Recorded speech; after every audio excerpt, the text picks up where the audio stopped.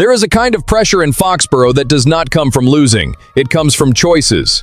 The Patriots made real moves on this roster, gave Drake Maye new weapons, strengthened the secondary, and now every move brings a more emotional question. Who stays? Who waits? Who breaks out? And who turns into a real piece of this new era? Today we're talking receivers, a physical corner, an offensive connection, and a safety duo that could change the tone of this defense. Leave a like because we're tracking every step New England takes right here. I want to start with the receiver room because this one touches something every Patriots fan has felt for years. The need for a real, steady, respected threat. The kind of weapon that forces defenses to think twice before squeezing the field against the quarterback. New England did not just make small adjustments. They flipped the room upside down. Stephon Diggs was released early in the offseason. Romeo Doubs came in on a 4-year deal after a 724-yard season in Green Bay. And A.J. Brown arrived in a trade that completely changes how every defense has to look at Drake Maye. But football is not a video game. When Brown and Doubs move to the top of the depth chart, somebody talented gets pushed down. And the name caught in that new squeeze is Kayshon Boutte. That matters because Boutte is not just another body on the roster. In 14 games last season, he had 33 catches, 551 yards, and 6 touchdowns, while finishing 4th in the league in yards per reception. In the playoffs, when New England finally got back to that heavy stage this fanbase missed so badly, he opened the postseason with 66-yard and 75-yard games. And against the Texans, that one-handed 33-yard catch was not just a pretty highlight. That was a player refusing to blink when the lights got hot. Then comes the uncomfortable part. Boutte is entering a contract year. Brown and Doubs are expected to play mostly outside. In the slot, Pop Douglas and Efton Chisholm seem to have a cleaner path to snaps. So where does Boutte fit? If he spends 2026 buried in a reduced role, his market could take a hit. If he plays a lot, whether that is in New England or somewhere else, he could be looking at a strong payday, maybe somewhere around the Khalil Shakir and Rashid Shaheed range that has been floated in market comparisons. And I'll defend the Patriots here, but I also understand the player. The franchise needs depth for a long season. It needs insurance against injuries, it needs competition, and it needs explosiveness. At the same time, Boutte knows wide receiver value lives on opportunity, targets, snaps, and tape. What looks like luxury for the roster can feel like a roadblock for the player. To me, New England's decision is emotionally difficult and strategically simple. You do not weaken a receiver room that finally looks dangerous just because the contract situation got complicated. If the goal is to protect Drake Maye and attack the AFC,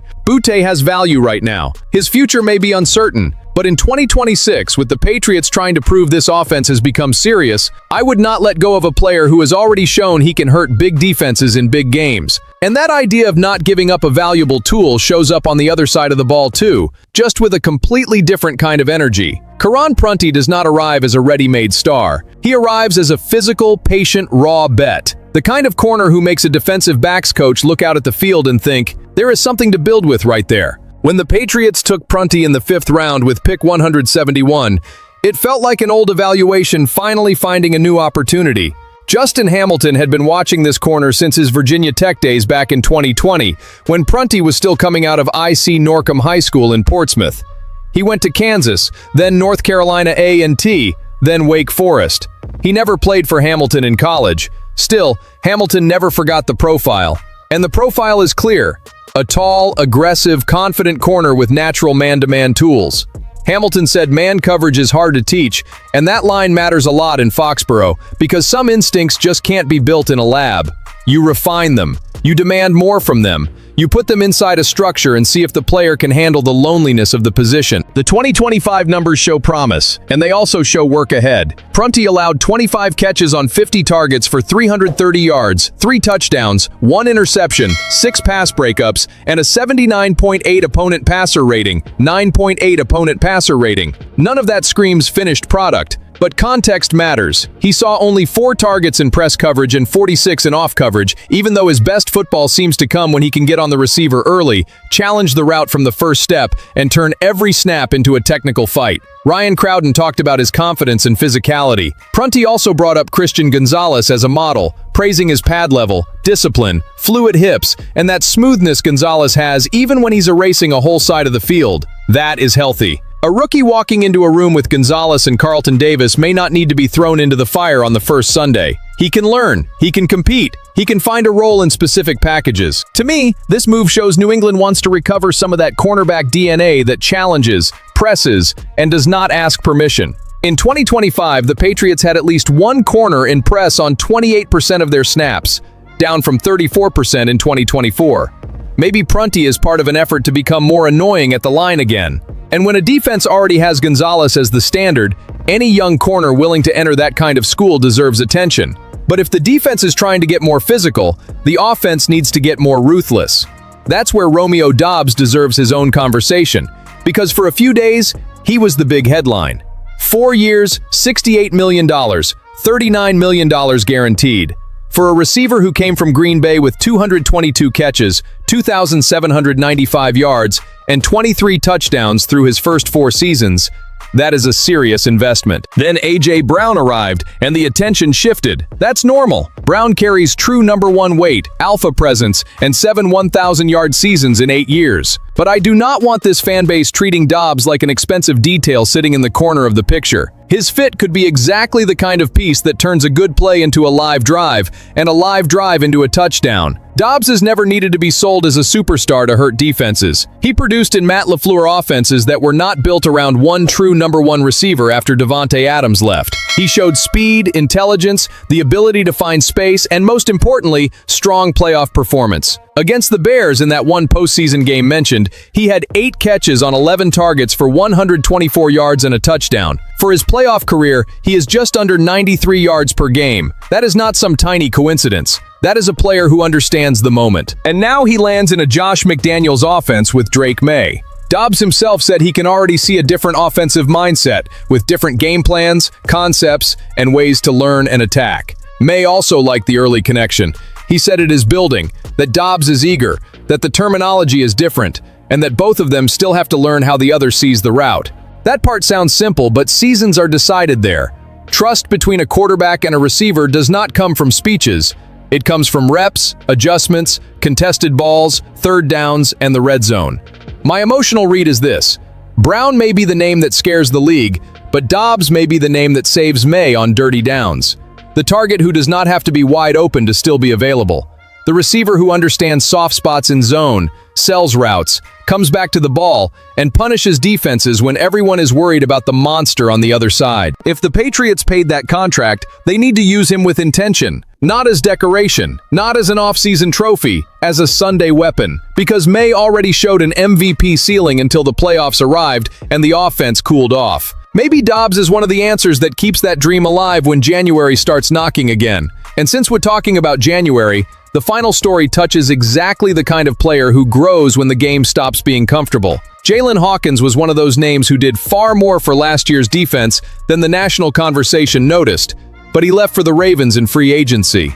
In another year, that could have left an annoying hole. But New England answered with Kevin Byard on a 1-year, $7 million deal. And when you put a veteran like that next to Craig Woodson, the conversation shifts from loss to possibility. Woodson, to me, is one of the best stories from this recent defense, because his season was not a straight line. Overall in 2025, as a 4th-round rookie out of Cal, he allowed 30 catches on 47 targets for 257 yards, 6 touchdowns, had 1 interception, 8 pass breakups, and a 108.8 opponent passer rating. If you stop there, it looks like a young player still getting hit by NFL speed. But stopping there would be unfair. The turn came in the playoffs. 4 catches allowed on 14 targets, just 28 yards, 4 yards after the catch, no touchdowns, that interception, 3 pass breakups, and a 9.8 opponent passer rating. 9.8. That almost looks like a sign in his area saying, "Throw here if you're brave enough." And Woodson himself explained the plays that shaped his year. Against the Chargers in the wild card, he shot through the line, got past tight end Tucker Fisk and fullback Scott Matlock, and made a tackle for loss. That shows a safety who does not just want to patrol deep. He wants to come downhill, hit, and disrupt the structure of the offense. Against the Texans, he remembered the near interception on the dig route, reading the quarterback's eyes, controlling his feet, and driving on the ball with the right timing. That kind of processing is gold for a young defender. Now put Byard into that equation. One of the smartest safeties in the league, a player who understands angles, disguise, communication, traps, and all the things that do not always make the highlight, but change an offensive call before the snap. For Woodson, that can be an accelerated education. It is not just having a veteran next to him, it's having someone who can help turn instinct into consistency. And if Byard stays healthy, New England may have a much stronger safety duo than people are giving them credit for. Byard brings the vision, Woodson brings growth, competitive range, and confidence coming off an absurd postseason. Add that to Gonzalez, Carlton Davis, and the attempt to get more physical with Prunty, and this secondary starts to look like a defense with layers. I want the Foxborough read in the comments. Does this Byard and Woodson duo give you real confidence, or do you still need to see it before you buy in? Because I'm saying it right now, if Woodson carries that playoff level into the regular season, the Patriots won't just have a good defense. They'll have a defense that starts bringing fear back. In the end, these four stories tell the same story through different doors. New England is trying to turn promise into real weight. Boutte shows that good depth creates hard decisions. Prunty shows this defense still wants players who will get in a receiver's chest. Doubs could become the quiet answer for Drake Maye. And Woodson, with Byard next to him, could raise the back end of the defense. If you believe the Patriots are building something serious, subscribe to the channel and stay right here with me. Foxborough does not want applause for effort. It wants to see this new plan turn into wins.